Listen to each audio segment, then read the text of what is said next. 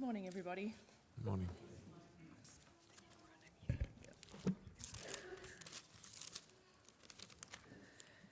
Matthew chapter 5, verses 1 to 10. This is the word of the Lord. We're listening. Seeing the crowds, he went up on the mountain, and when he sat down, his disciples came to him. And he opened his mouth and taught them, saying, "Blessed are the poor in spirit, for theirs is the kingdom of heaven. Blessed are those who mourn, for they shall be comforted. Blessed are the meek, for they shall inherit the earth. And blessed are those who hunger and thirst for righteousness, for they shall be satisfied. Blessed are the merciful, for they shall receive mercy. Blessed are the pure in heart, for they shall see God. Blessed are the peacemakers, for they shall be called sons of God. And blessed are those who are persecuted for righteousness' sake, for theirs is the kingdom of heaven." James chapter 2.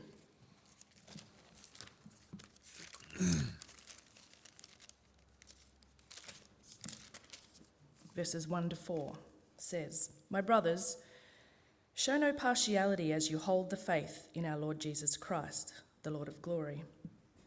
For if a man wearing a gold ring and fine clothing comes into your assembly, and a poor man in shabby clothing also comes in, and if you pay attention to the one who wears the fine clothing and say, 'You sit here in a good place,' while you say to the poor man, 'You stand over there,' or 'Sit down at my feet,' you have not then made distinctions among yourselves and become judges with evil thoughts?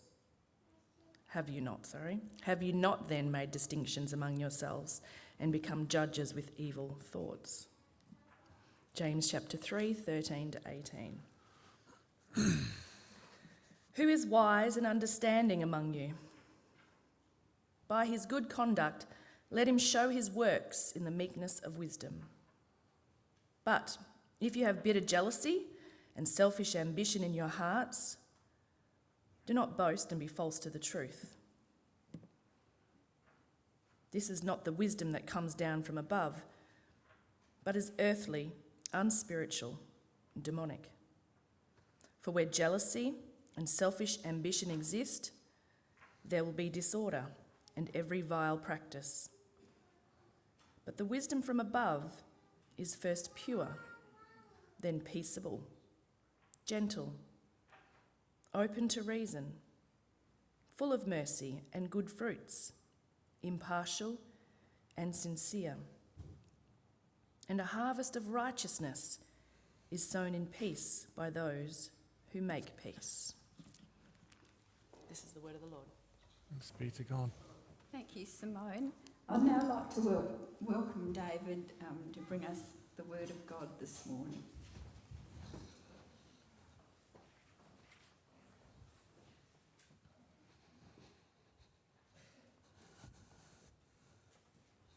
Morning, everyone.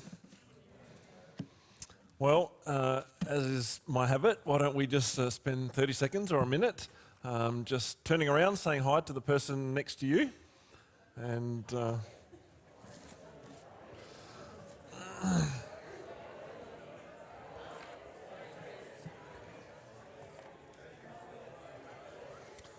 hopefully you all receive one of these little sheets.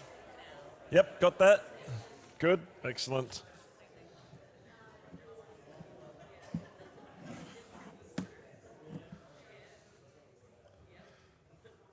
Thanks, Simone, for reading. You read so well. Where's she gone? She's disappeared. She went out, yep.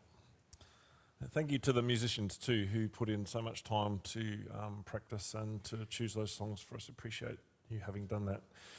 Well, it's good to be here together again. It's the last time. For some of you may sigh of relief in that, in this particular series, but it is lovely. I just love this sort of cross-pollination and exchange that's going on between our churches in Narrow Court. I think it's a really good thing. But I do thank you for the invitation to come and share with you on this topic. The topic we've been going through is this issue of our mental lives. And I speak a bit in different scenarios and different occasions, and it has kind of struck me how the level of interest and feedback there has been on this topic. I'm not quite sure why that is, but I think it's something that we're all kind of conscious of, isn't it, in our modern life? There's this sense that our minds are under pressure, they're under strain, and I think most people can kind of feel that. We feel unsettled. We find it hard to know north from south sometimes. I heard some of you actually I was sitting there leading up to the service talking about the AI and you know, what does that mean for us, and how are we going to work it all out? And it's kind of symptomatic, isn't it, of how we're feeling as a society, knowing what's true, how do I get rest from all of this, and certainty and confidence and peace. We do find ourselves quite anxious, don't we? And sometimes quite low. We have to acknowledge that. And although those things can be said of people in every age, there's no question about that, I think it is also fair to say that in our modern Western society, we are struggling with this to an unusual degree. And so I think Paul's words to us that we've been studying in 2 Timothy chapter 1, verse 7, where he says, God has not given us a spirit of fear, but of power and of love and of a sound mind. That seems to have special interest for us, I think, in this day and age. What's this sound mind that he's talking about? Forgive me for being repetitive, but sometimes it's like a memory verse, isn't it? Which we read and we repeat over and over to ourselves to get it in, and so I'm going to do the same again for you. So let me repeat for the last time that a sound mind is a steady mind. That's what he means. A mind that is not easily moved, not easily rocked, not easily shaken about. It's not easily swayed by this or that opinion, some rumor that you've heard, some new piece of news. A steady mind is one that's not easily disturbed. It's a mind that loves, but not in a blind way. The love of God is never blind. It was interesting listening to Andrew lead communion, you know, the love of Jesus for Judas, and yet he knew him absolutely to his back collar. He knew absolutely what he was going to do. And the love that God gives us is a love that knows. We know one another. We grow increasingly to know one another with all of our faults, so we don't have to put on a mask for people. We can live openly with one another. And a sound mind, we said, is a mind that considers things. That's going to be so crucial in this world as we go forward, and we just don't know, whose opinion is right. We have to consider things carefully and listen hard so that we don't give way to prejudice. A sound mind knows that there are many sides to every question, and that the person that speaks the first, and sometimes the loudest, is not always the one that's right. And so there'll be other perspectives on every question. Doesn't matter what question you want to raise, there'll always be another question, another perspective to it.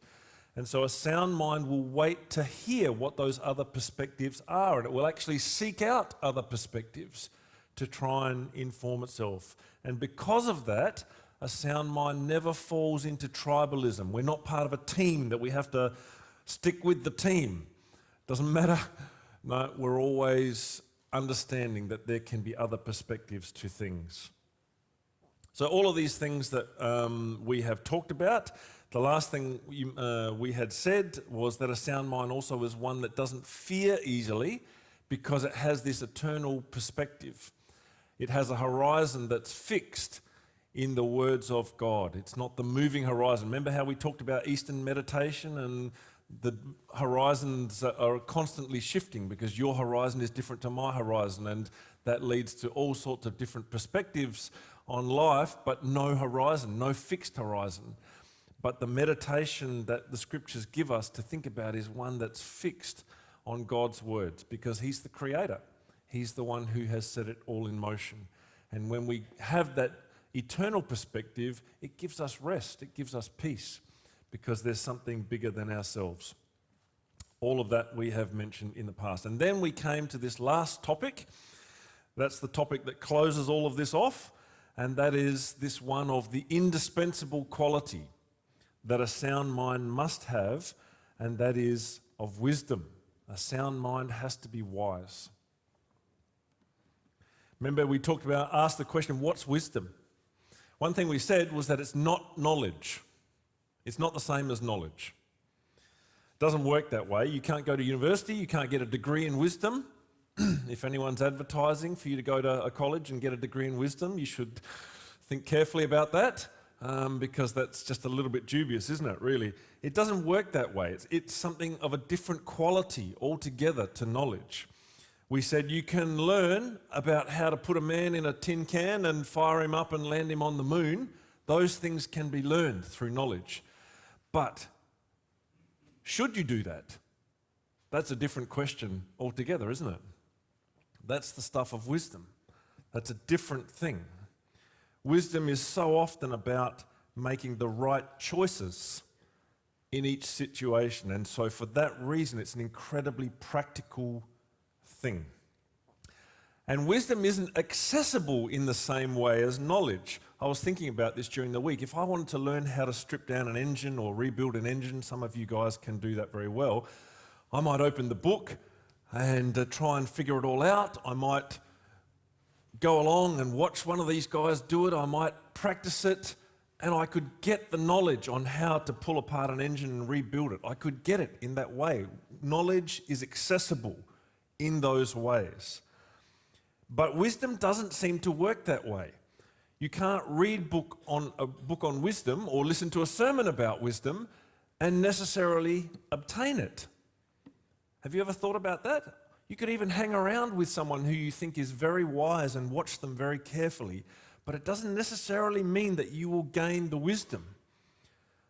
It's quite different. If I hang around a senior doctor long enough, hopefully, I will learn something of what that person knows, but wisdom is not quite the same. There's a kind of a blockage there, isn't there? That just listening about it or reading about it doesn't necessarily mean that you actually get it. Why is that? Why is it that wisdom is not accessible in that way? Well, we said there were two reasons for that. We talked about this in the last message. The first reason is that often as human beings, we can see something that's good. I acknowledge that it's good. I acknowledge that I actually need it, and I would like to have it. But there are also often some competing interests that may get in the way. Let me give you an example. I played tennis yesterday afternoon, and I have to say this morning I'm feeling a little bit flat. You may have seen me nipping at my coffee during the service. I'm just feeling really underdone, and that probably comes from being unfit and 55. Those things go together. I would love to be much more fit than I am. I think if I did some more running and got a lot fitter, I would have a lot more energy. It's something that I would like, but the problem is I only have 24 hours in a day, and I would like to spend some of that with Karina, and I would like to read more, and I would like to meditate, and I would like to pray, and of course I also have to work. That kind of gets in there somewhere as well, and you can't do it all. You have to make choices. And if I'm honest, I probably eat more things than is compatible with a super fit lifestyle. And so, in short, I have competing desires that block me from probably being a super athlete. That's just the reality of it. And so it goes with wisdom. The writer of the Proverbs told us that wisdom is more to be desired than silver, more to be desired than gold. Why did he say that? Because he knows that within each person we have this deep desire for other things besides wisdom. For wealth, that is one of the things, and all of the things that come with wealth, which is the status, the comforts, all of the opportunities that wealth gives. He knows that that's something that most human beings are pretty hungry for. But the material things of this world often become things that choke us. and they rise up and occupy our thinking. How much time do we give to thinking about the things that we have? And I remember famously, actually, there was a very wealthy man who spoke to a group of pastors in Papua New Guinea. And to be a wealthy person in Papua New Guinea is automatically to have very high status. And they were quite flattered. This guy put them up in his hotel, and all the pastors got together, and that he happened to sit down with him, and he said, I want to tell you something. He says, I don't sleep. I don't sleep. He says, when you get to be as wealthy as I am, sleep and wealth kind of, they're like opposites. Because I'm always just thinking about all of these things that I'm managing, all the plates that I'm spinning and all of the risks attached to it, and how do I manage it and keep it going? He says, I don't sleep. And so that's the trap that wealth can bring, is that it occupies our thinking and chokes us and causes us to worry and and blocks our ability to think wisely. We spend our spare time to pursue wealth instead of pursuing wisdom because we love the wrong things. The order of our values is all wrong, and so that's one of the reasons we don't get the wisdom that we want. But there was another reason, you may remember from the last time I spoke here, a more primary reason that comes out in the passage, the last one. That is, I hope you've got your Bibles open, by the way, because this passage we're going to be referring to. This is James chapter 3, verses 13 to 18. And you'll remember that James said that the primary characteristic of wisdom that we are seeking is this thing called meekness. Now let me diverge for a short time here. You may remember that I said to you that wisdom is not a formula. This is really important. Wisdom is not a formula. It's not a recipe that you can apply to every situation. A wise person knows that each person is different. They have different makeup, different personality, different background, different personal stories. And each context is different. Each scenario that we're going to face in life is different. For example, the evangelism that you may choose to do as a church here in Naracoorte may not be the right strategy if you were to move to Yemen. Almost certainly it wouldn't be the right strategy. Or it may not be the right strategy in Papua New Guinea. Why? Because the context is different. The culture is quite different, and you have to be alive to those sorts of things. So wisdom is not a formula, but what we learn here in James is that wisdom has certain characteristics. I struggled to find the words for this, but the best word for me is fragrance or smell. I was sitting in the pew there before. I could smell something quite sweet and quite lovely, but I'm not a botanist. I can't tell you what it is. It's some kind of flower, I think. Some of you that are much more acute in these things might know exactly what it is that's in the air at them. I don't know. It's just nice. I can sense it. This is the kind... What is it? No, it was before the candle was lit. So it's something, some sort of flower. Anyway, it doesn't matter. The point I'm making here is I can't recognize what it is. I just recognize that I liked it. It was really nice. That's the point here, is that James is saying there's no formula to this, but you'll be able to recognize wisdom by certain fragrances of it. And the key fragrance here is what he calls meekness. Meekness, we said, simply means self under control. Self under control. We're going to come back to this over and over because the gospel message, the hard part of the gospel message for us to accept is that at the core of all human beings is this sinful self that's always seeking to validate itself. It's always trying to glorify itself. It's always seeking the attention of others. It's wondering, what am I going to say next? How are people thinking about me? Do they like me or do they not like me? These sorts of things that occupy so much of our thinking and dominate us, makes it hard for us to listen to people because we're actually thinking about ourselves while the other person is talking. These things are at the core of who we are as people. It's part of the human condition, and you see it on display in 100 different ways every day and in every culture, I think. But when the wisdom of God becomes resident in our hearts, its presence is recognized because this sinful self starts to get reined in and is increasingly brought into submission and under control. And so self is no longer projecting itself into every interaction, and I can listen to other people. We can listen to other people because our heads are clear from the need to be thinking about ourselves. And we can care for other people because we are content in ourselves and not always needing to have our own buckets filled up continually, as we so often do. The self is at peace. That's what meekness means. So the presence of wisdom and the presence of the uncontrolled self can kind of be seen like opposites. It's like me sort of saying, could someone get me a hot, cold coffee, please? Yeah, that's a nonsensical statement, isn't it? Makes no sense at all. I want a hot, cold coffee. Because you can't have a hot, cold coffee. You either have a hot coffee or a cold coffee, but if you mix the two together, they both they dissipate one another, if you like.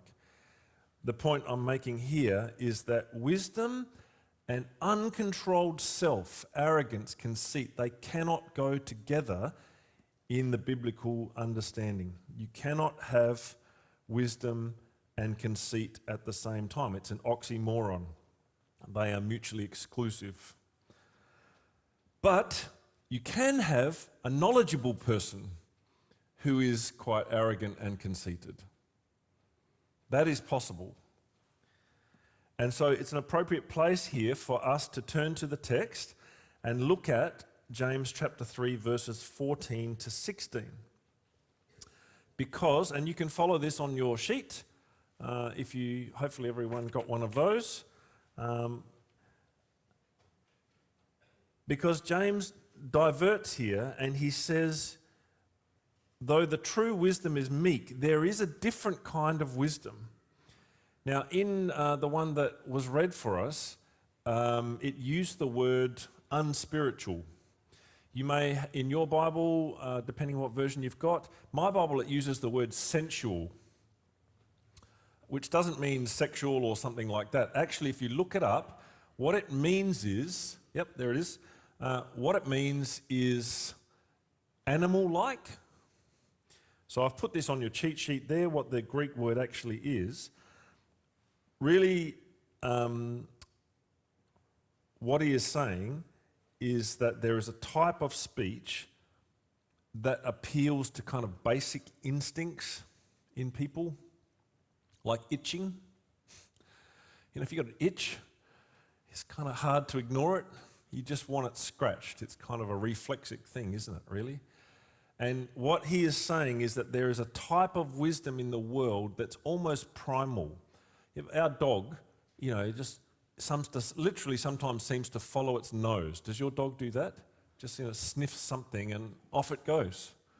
Not sure what it is sniffing. It's led along by things that are in the air.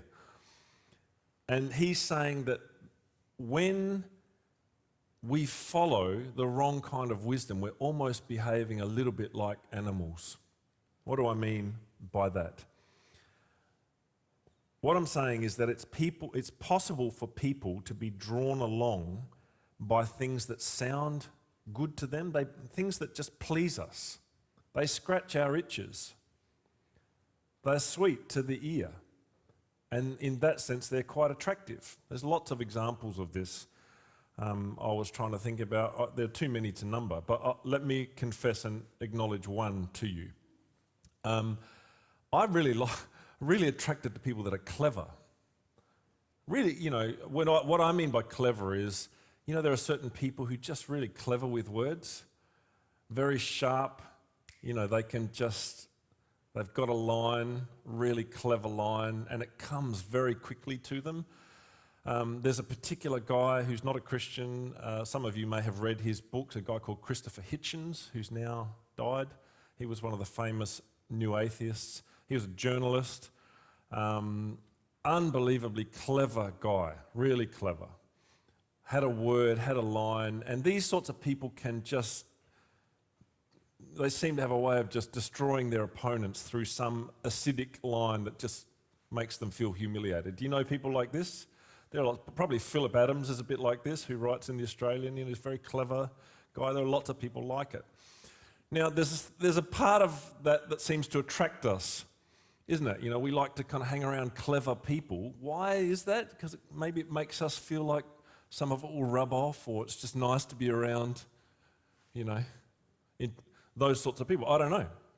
There are lots of analogies that you could use. I'm going to give some others later on. Now, that's my particular weakness, but cleverness is not wisdom. Wit is not wisdom. Sarcasm is not wisdom. It's just sarcasm. It's just cleverness, but it doesn't necessarily build a better world. There are all sorts of ideas that are pleasing to our ears. You remember when we did the talk on meditation? We spent some time talking about Eastern meditation. It's super popular. The whole idea of meditating and self-actualizing is really red-hot popular at the moment, isn't it? Why is that? Why is it that it's so appealing? The idea that I can find my inner deity, that I can self-actualize, that I can reach a higher plane.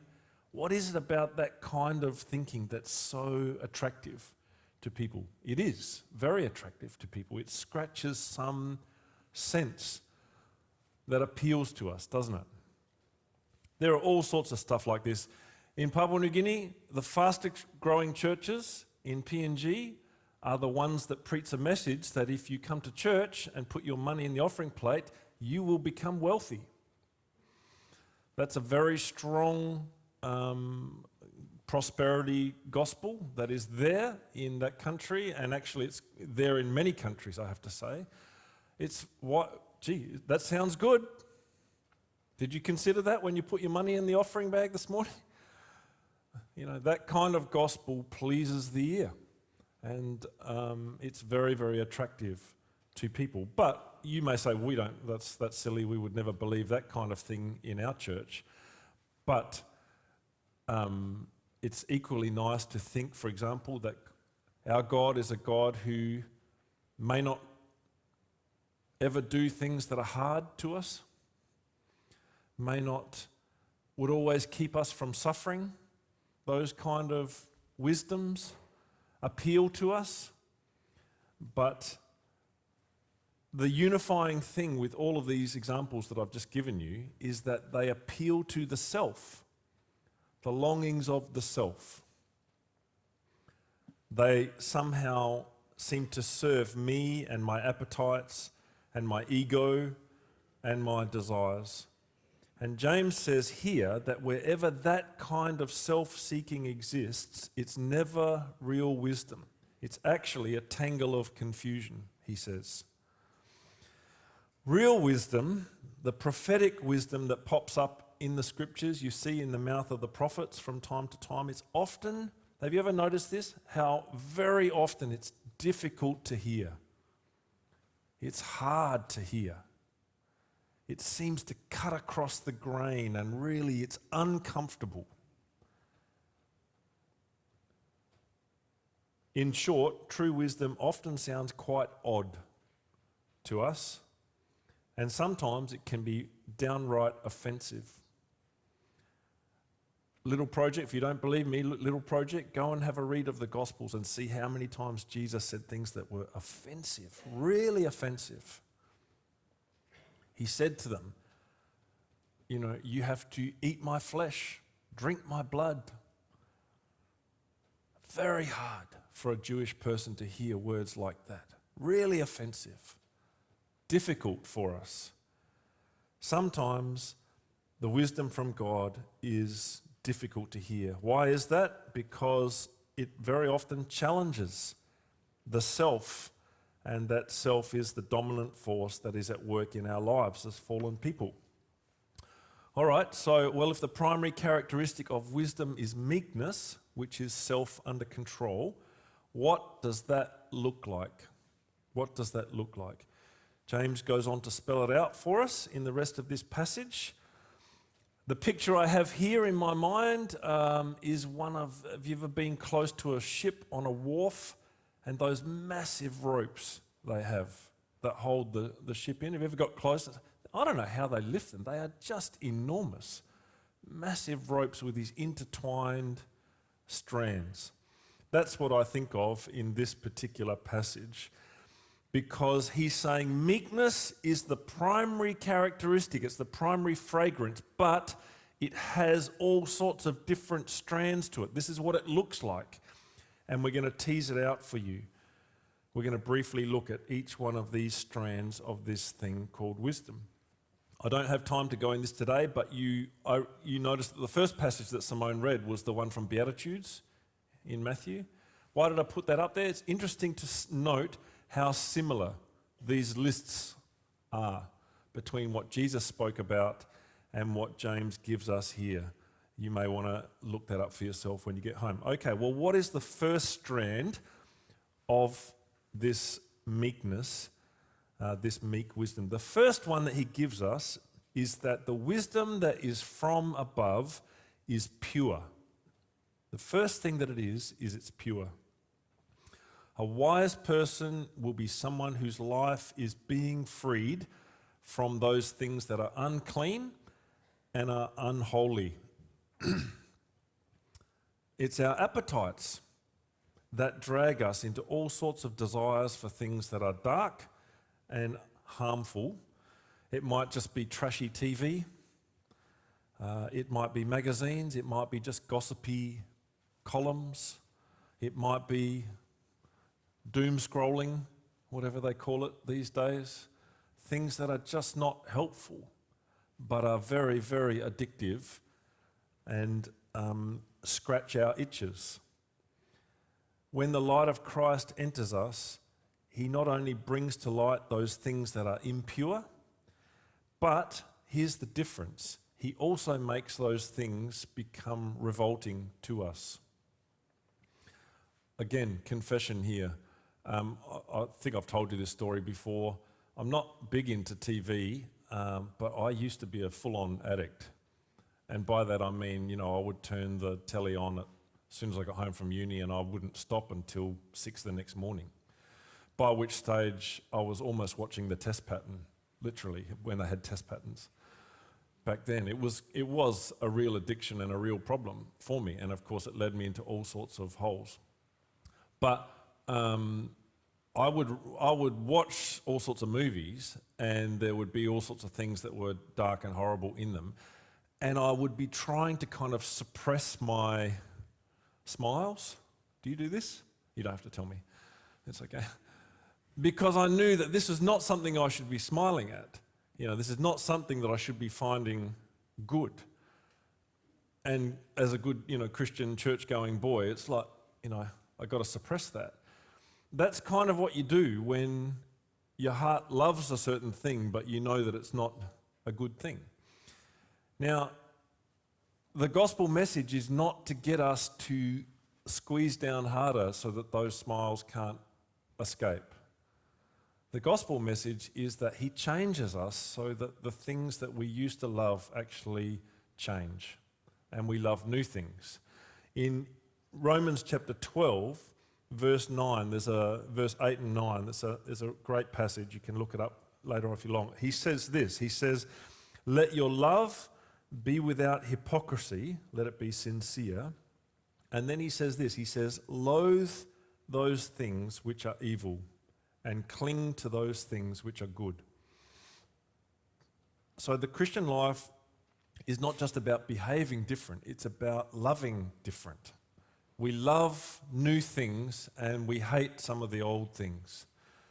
And so the things that we used to kind of smile but try and suppress it, then actually over time God changes so that we can see that that's disgusting and I hate it.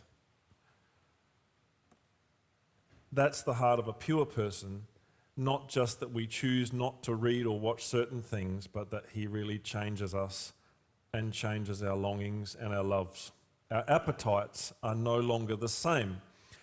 And when a person's heart is not dragging them towards evil things, there's a space for them to know the right way forward for themselves and for other people. There is a space there for wisdom when purity is present. So that's the first thing. The second thing, second strand of this meek wisdom is what James calls peaceableness. Wise people are always seeking to make a way for peace, both for themselves and for others. It's not always possible to make peace for others. If you're in the middle of a situation where you're trying to broker peace, you may have varying degrees of success. You can't engineer it for everyone. Everyone's got their own journey. Wise advice can help people, and godly examples can help people too. But it's very hard to make for peace when we ourselves are not at peace and content. And the peace that comes to us comes when self gives up striving to always be filled with affirmation and praise from other people, when it stops demanding to be recognized, when it's finally filled enough by the love and the security that God gives us, then it's able to rest quietly, and then it can think about other people instead. Let me give you an example, all right? How often have you heard this sort of words? Stand up for yourself. Are you going to take that lying down? Have you ever heard something like that said before? Come on, stand up for yourself. What's that person saying when they say that to you? They're saying, be a man, be a human being, be a woman. Don't just be a worm. Don't get stood on, trodden on like that. Stand up, say something. Maybe someone's criticised you, or maybe they've ignored you. At the heart of that statement is the idea that you are not being recognised properly, and that is not good, and you need to do something about it. And so the person is challenged to push back, make sure that you know that you haven't done the right, you haven't done right by me. I want you to know that. What happens when that person pushes back? The other person feels affronted, and off the conflict goes. Now, I need to be careful how I say this, because it is important to learn how to be assertive at the right times. And I qualify that by saying at the right times. But I also want to challenge you with some really quite stark examples from the life of Jesus. Do you know the sorts of things they said about him? They questioned his parentage. How would you go with that, by the way? Who was your father? We don't know who he is. Not a nice thing to have sort of said to you. They said he keeps company with drunkards and prostitutes, with all that implies. This is a rabbi they're speaking of. Imagine if someone said that about you, keeping company with drunkards and prostitutes. Could you imagine the rage that would kind of come to the surface, and the need to absolutely set the record straight so that no one can be confused as to what I'm doing in my private life? Which one of us would not immediately want to stand up and challenge such a comment as that? The striking thing about it is that Jesus doesn't need to. He doesn't need to say anything. He's absolutely able to let that one go through to the keeper, totally content. He knows who he is. He knows that God knows what he's been up to. He's able to let it go and turn the other cheek, despite outrageous slurs, horrendously awful things that were said about him. Why was he able to do that? Because his soul was at complete rest. And so he's able to turn the other cheek. Isaiah describes him as a lamb that before the shearers was totally silent. He was the Prince of our peace, and who in turn has showed us how to be peacemakers in our turn. So much about making peace comes down to being willing to turn the other cheek when people say things that are inappropriate. I really learnt this. I'm sorry if I keep referring to PNG, but it's been my life, and so I will. It really taught me a lot because there were some outrageous things that happened, amongst families. Rapists, murderers, thieving was, common. What really struck me was how people managed to cohere. Their family members could get up to all sorts of horrendous stuff and they seemed to be able to stick together. And the way they did it was just by, I'm not going to respond to that. Just got to let it go. Now, they did it to a fault. They should have responded in many occasions. But it really contrasted when I came back here and saw how much different we are to that. I had a situation in a family, well, it was actually our family, but sort of extended family, if you want to say that, where someone said something to someone about they probably shouldn't drive home because they were under the influence. That person didn't talk to that other person for another 10 years or more as a result of that. That really struck me when I came back from PNG as to how easily offended, how often small things blow up into big conflicts because we just can't let it go. We have to stand up and make sure that you know that you were wrong. And off it goes from there. Peacemaking starts with being able to turn the other cheek, as Jesus has taught us. The next strand is the wisdom from God is gentle. These words are difficult. Whenever you read the scriptures, you've got to remember that the translators are wrestling with an idea in a foreign language. They're trying to find the right word for it. There are lots of different words for this word. I find this, I'm always spruiking books. This one is the Amplified Bible. Has anyone got the Amplified Bible at home? So helpful because it really will give you all these different words that are trying to explain that particular word. In this particular case, the word could also be translated as appropriate or moderate.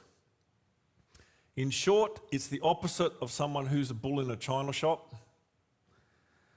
Over the top, loud, exaggerating all the time, perhaps being boastful. A wise person is someone who says what needs to be said, but they don't need to say more than that.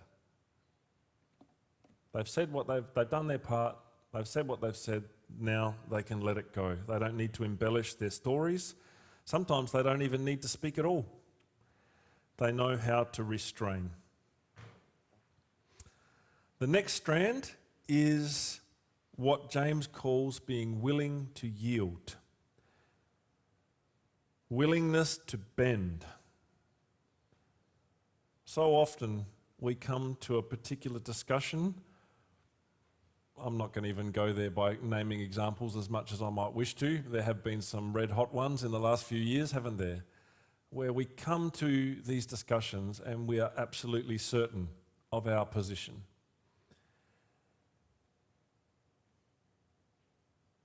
It could be any subject. It could be something to do with the church. Maybe you feel like this church should change in some way. The music should definitely be different in this way, or we should do communion this way. This happens all the time in churches. We get really quite fierce about some of these things sometimes. And when we come to the discussion, we believe that we're right. And the stronger we believe that, the less able we are to hear what another person with a different view is trying to say. We get locked in. But a wise person is someone who's able to have their view, but also hold it loosely, and they're able to listen to what another person might be trying to say. And by doing that, there's enough space for the Spirit of God to be able to teach them. And they're able to admit, you know what? I think that other person's right. I can yield. I can yield my position. I can bend because I'm able to listen. Can you think of the last time you saw someone do that? It happens, but it's not that common. It's not that common where a person said, you know what, I'm wrong. I think you're right. And I need to change the way I think on this particular subject. It's a hard thing to do. It wounds our pride. We have to admit that we don't know it all and that what we believed really strongly might have actually been a mistake. But when meekness is present and the self is at rest, then the person can freely admit their mistakes. And the ego is not devastated by it. Wisdom can enter in through the counsel of other people. We need each other and our different perspectives and opinions. Those differences between us can only be of use to us when we are willing to open our ears and listen to one another. In this building right now, I know there are people from all sorts of church traditions sitting here right now.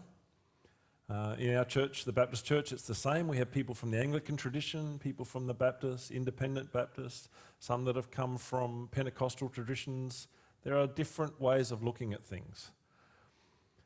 And it doesn't mean that all positions are right, but it does mean that if we're wise, we can listen and think about it. Maybe that person has got something to teach me that I need to actually hear. That's what wisdom does for us when we can yield, we can bend. The next strand that James gives us is mercy. The wise person is someone whose heart is open to the needs of other people because they are compassionate. They can sense other people's needs because there's space in their heart. Their heart's not dominated by thoughts about themselves all the time. And when their heart is open, they can actually start to see what's going on for someone else. They can be sensitive to another person's pain. They can take time to think about what another person's story might have included. You meet people where you recoil from them because they have certain practices that just are, that's really cringeworthy. But are you able to stop and think about what that person's journey was like, how they got to be that way, whether it's drug addiction, harm that they're doing to themselves, and you just go, how could anyone do that? But are you able to think about what that person's story might have been, how they got to where they are? There's a really interesting story in Mark chapter 6. I find this very challenging. This is where Jesus has been doing ministry and the disciples have been doing ministry. They're all exhausted. And on top of that, John the Baptist has just been beheaded. It's a pretty big event.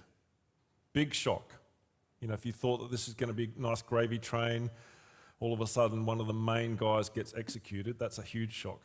Jesus says, let's go apart for a while and just get some rest. Get away from these people. We can't breathe almost. There's so many people. That's what the scripture actually says. They just didn't have time to be able to do anything. There's so many people. They get into a boat. They go to the other side of the lake. What do they find? The people have already worked out what they're up to. They're all over there. How would you feel? I'd just be like, get away. Enough. I need space. That's how I would feel. And then what it says in the text is that Jesus looked at them and it says he had compassion on them. Why? Because he could see that they're like sheep without a shepherd. That's what it says. So his heart's big enough that even though he himself is tired, they're struggling, yet he can see their story. He said, these people they're lost. They're without sheep that have got no shepherd. He has compassion upon them. And so when our hearts are no longer dominated by ourselves, there's space enough for us to think about the other person and what their story may be. All right, getting to the finish. The last two. The sixth strand of the wisdom that James describes for us here is a total absence of partiality, what he calls partiality. How would you feel right now if Malinauskas came through the door and sat amongst us? I don't know what that would look like in a South Australian church, whether people would go, "Oh, what are you doing here?" Something like that. I can tell you what would happen in PNG. The whole service would stop and everything would stop. They would ask him to come down to the front. They would prepare a special seat for him. They may even say, "Would you like to come and say something to the church? You know, preach if you like." That would definitely happen. Why is that? Because in that culture, to be a politician is to be of a very high status. Not just politicians, a very wealthy businessman would get treated in the same way. "Please come in, would you like to say something?" There's a great deference to wealthy and influential people. Now, again, you might go, "That's not going to happen here, no way. Like, he's not going to get near the pulpit." Absolutely not. But let me give you another example. Let's say Patrick Dangerfield gets converted and decides to come to your church. What do you think morning tea would look like? You know, just have a think about it. It's not such a crazy thought.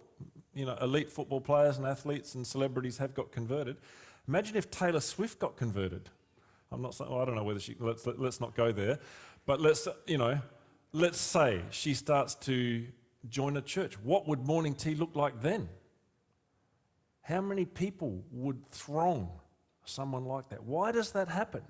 Why do we all of a sudden get drawn to these celebrities?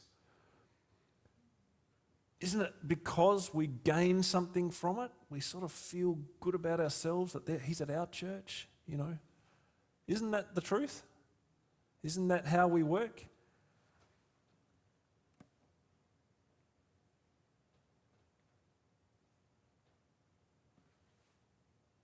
We show favoritism to people that are famous and well-liked and have status because we derive something from it. Why do we want to get selfies taken with people? "Oh, I met this person." Why do we want to get signatures of famous people? Why do we do that? Ever thought about it?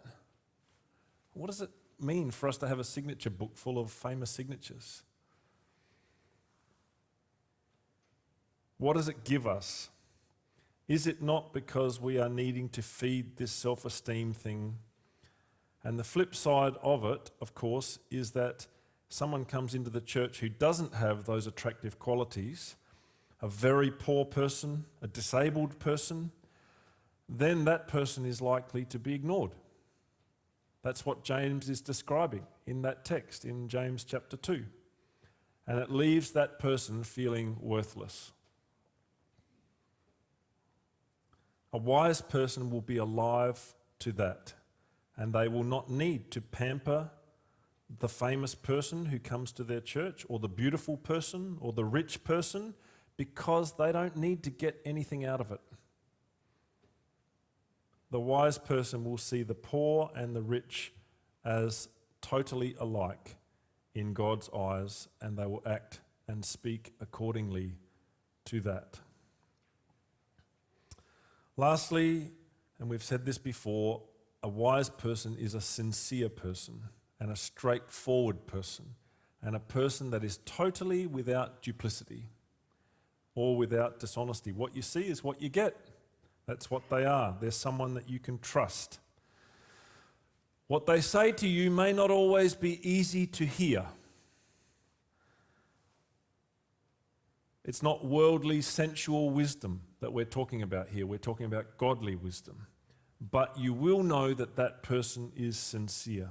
They mean what they say, and they are trying, in the strength of God, to live what they say. So their words and their motives for those words can be trusted. King David had a friend. Didn't have too many friends. Politicians rarely have friends. We talked about that before, didn't we, too? Don't wish to be a politician. Don't wish to be extremely rich. How many friends do you think Bill Gates has? Really, real friends. You know. Do you know what it would be like to be super rich like that? Every interaction with every person would be loaded with, what does this person want? That's what it's like to be really wealthy. I noticed that for the first time. There was a guy in our church when I was younger who was a real estate agent, quite successful, and we had a basketball team, church basketball team. And I went to him and said, would you like sponsor us? Because we want to get some singlets, look really good, and you can put your name of your company on it. I remember the look on his face, and it really spoke to me. It was the look of, you know how many times this happens to me?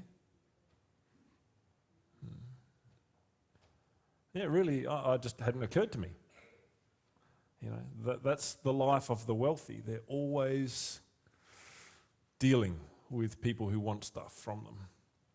That's the truth of it. But Nathan's motives, this friend that David had, were entirely free of deceit. And David benefited enormously. In fact, you could argue that David owed his life to this man. Sometimes the things he had to say to David were very painful, very difficult to hear. But he knew that was a man whose motives were sincere. And that man had totally cast aside self-interest. He could have been killed for the things he said to David. That's totally possible. But because he was wise, his self-interest was put to one side. And so the wisdom that he shared with David kept David's life from spinning completely out of control when he did what he did, such a horrid, awful, ugly thing that he did. He really desperately needed someone who was brave enough, someone who was free from the need to please, someone who was free from the need to be praised, someone whose motives were pure and without hypocrisy, someone that he could trust. He really needed a wise person, and Nathan was the person for him at that time. Well, in closing all of this up, you might be thinking, that's all very true.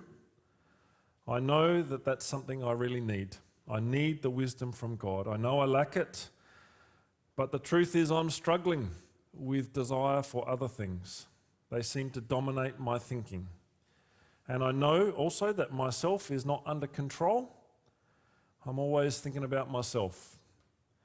And I'm wondering what people think about me. And I'm wondering what I'm going to say in every conversation. And I feel insecure and I feel embarrassed.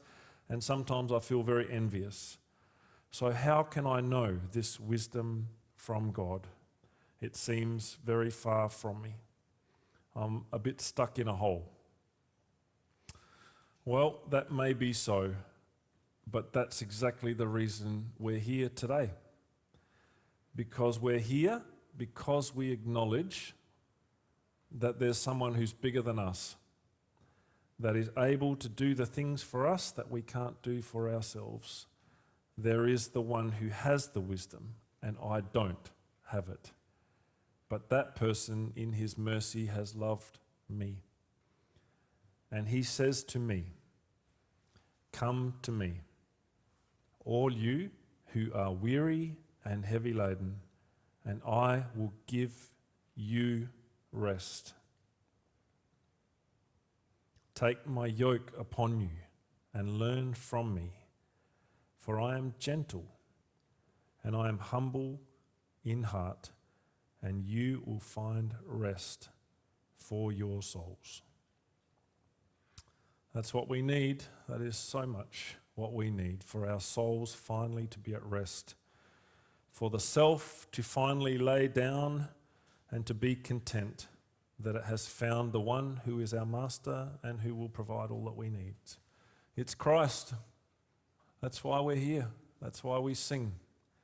He is the wisdom of God and he's our Saviour. And it's him to whom we reach out in faith and in praise to supply us with the things that we cannot supply for ourselves. I pray for you and for myself and for all of us that we can increasingly enter into that rest that God has prepared for all of us who love him. Amen.